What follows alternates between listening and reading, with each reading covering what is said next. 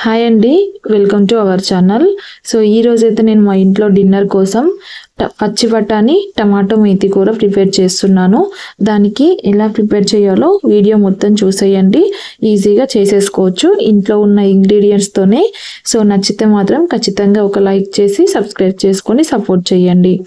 So ఇక్కడ వచ్చేసి నేను ఆయిల్ సరిపడంత తీసుకున్న తర్వాత కొద్దిగా శనగపప్పు యాడ్ చేశాను. అందులోనే ఆవాలు జీలకర్ర వేసి వేగాక దానిలోనే ఒక 4 పచ్చిమిర్చిని నిలువుగా కట్ చేసి వేయాలి. అవి కొంచెం ఫ్రై అవ్వగానే అందులోనే కొద్దిగా ఆనియన్ కూడా వేసుకోవాలి. కొన్ని కర్రీస్లలో పచ్చిమిర్చిని మనము కచ్చాపచ్చగా దంచి వేసుకున్నా కూడా టేస్ట్ బాగానే ఉంటుంది. కచ్చాపచ్చా కంటే నేనైతే ఈ పచ్చి బఠానీ కాబట్టి దీంట్లో కొంచెం నిలువుగా కట్ చేసి వేసాను. సో మామూలుగా ముక్కలుగా కట్ చేసి వేయాలి అని చెప్పారు, కానీ అలా వేస్తే ఫ్లేవర్ అనేది అర్థం కాదు. సో అంటే టేస్ట్ మనకు తెలియదు తినేటప్పుడు అని చెప్పేసి. సో ఇక్కడ మనమైతే ఆనియన్ కూడా వేసాక మంచిగా బ్రౌనిష్ కలర్ ఫ్రై అయ్యే వరకు వేగించిన తర్వాత దాంట్లో మనం కొద్దిగా ఒక కట్ట తీసుకున్నాను. నేనైతే మెంతి కూర. సో నేను ప్రతి కర్రీలో ఎక్కువగా కొంచెం ఉన్నా కానీ ఆకుకూరలు యాడ్ చేస్తూ ఉంటానని చెప్పాను కదా. ఎందుకంటే పిల్లలు డైరెక్ట్గా ఆకుకూరలు అంటే తినరు, వాళ్ళు ఇష్టపడరు మా ఇంట్లో.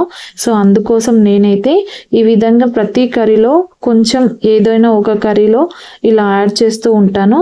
సో ఈరోజు పచ్చి బఠానీలోనైతే యాక్చువల్గా ఇక్కడ మనము ఈ మెంతి కూరలో ప్లేస్లో బఠానీ కాబట్టి ఆలు కూడా వేసుకోవచ్చు, చాలా బాగుంటుంది. అలా కూడా ట్రై చేసి చూడండి. అలా ఆలు వేస్తే మనకి ఏమవుతుందంటే కొంచెం చపాతీలోకి సరిపోతుంది. అలా కాకుండా మనము రైస్లోకి తినాలి కాబట్టి ఆలు కాకుండా ఇలా మెంతి కూర టమాటా వేసి చేసుకుంటే చాలా సూపర్గా టేస్ట్గా ఉంటుంది. మెంతి కూర వేసి కొద్దిసేపు క్యాప్ పెట్టి మగ్గనివ్వాలి. మగ్గిన తర్వాత మనము దీంట్లోనే నెక్స్ట్ పచ్చి బఠానీ యాడ్ చేసుకోవాలి. పచ్చి బఠానీని మంచి శుభ్రంగా కడిగి పెట్టుకోవాలండి ముందుగానే మనము. సో ఒక 5 మినిట్స్ అలా నానబెట్టుకోవాలి. నానబెట్టుకుంటే ఏమవుతుందంటే ఆల్రెడీ మనకు ఆయిల్లోనే తొందరగా మగ్గిపోతుంది. ఇది పచ్చి బఠానీ అని అంటాం కాబట్టి. సో ఇదేనండి, ఈ బఠానీస్ మనకు ఎక్కువగా బగారా రైస్లో కూడా చేస్తూ ఉంటారు దీన్ని చాలామంది. సో ఒక్కసారి ఇలా కర్రీ చేసుకొని చూడండి, చాలా టేస్టీగా బాగుంటుంది. పిల్లలు కూడా ఇష్టంగా తింటారు. సో దీంట్లో పోషక విలువలు ఎన్నో రకాలుగా ఉంటాయి కాబట్టి సో పిల్లలకు హెల్తీగా ఉండే ఫుడ్ మనం ఇవ్వడం అనేది కూడా అంతే ఇంపార్టెంట్. సో ఈ బఠానీస్ని మనం కొద్దిసేపు ఫ్రై అయ్యే వరకు ఆయిల్లో మగ్గనివ్వాలి. ఇలా ఆయిల్లో మగ్గాక మనము దీనికి సరిపడంత పసుపు అలాగే రుచికి సరిపడంతగా సాల్ట్ తీసుకొని బఠానీని కొంచెం ఒక 5 మినిట్స్ మగ్గించాలి. నేనైతే ఇక్కడ ఒక 1/2 కేజీ బఠానీ తీసుకున్నాను. 1/2 కేజీ బఠానీకి 4 పెద్ద టమాటాలు, అంటే కొంచెం సైజు పెద్దగా ఉన్నాయి కాబట్టి 4 తీసుకున్నాను.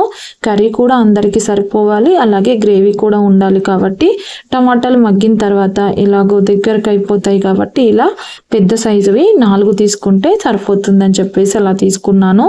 సో చాలా దగ్గరగా మంచిగా టమాటా తొందరగా మగ్గిపోయింది.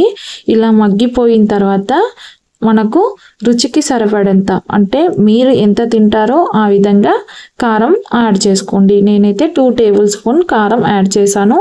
ఎందుకంటే టమాటాలు ఎక్కువ ఉన్నాయి కాబట్టి కొంచెం స్పైసీనెస్ అనేది మనకు తెలియాలి కాబట్టి. సో ఇలా కారం యాడ్ చేసిన తర్వాత కొంచెం ఫైనల్లో ఒక చిన్న టేబుల్ స్పూను గరం మసాలా అలాగే కొత్తిమీర ఫ్లేవర్ యాడ్ చేసి కొద్దిసేపు మగ్గనివ్వాలి. ఈ గరం మసాలా ఫ్లేవర్ అనేది మనం ఇంట్లో ప్రిపేర్ చేసుకున్నదైతే చాలా టేస్టీగా ఉంటుంది. బయట తెచ్చిన షాప్లలో అయితే ఫ్లేవర్ అనేది అంత టేస్ట్గా ఉండదు. మీరు అలా ట్రై చేసి చూడండి. ఇంట్లో వేసిన పౌడర్కి బయట వేసిన పౌడర్కి చాలా డిఫరెన్స్ ఉంటుంది. సో అలా ట్రై చేసి చూస్తే మీకు అర్థమవుతుంది. ఇంతేనండి, ఇంకా నేనైతే ఈరోజు టమాటా బఠానీ కర్రీ ఈ విధంగా ప్రిపేర్ చేశాను.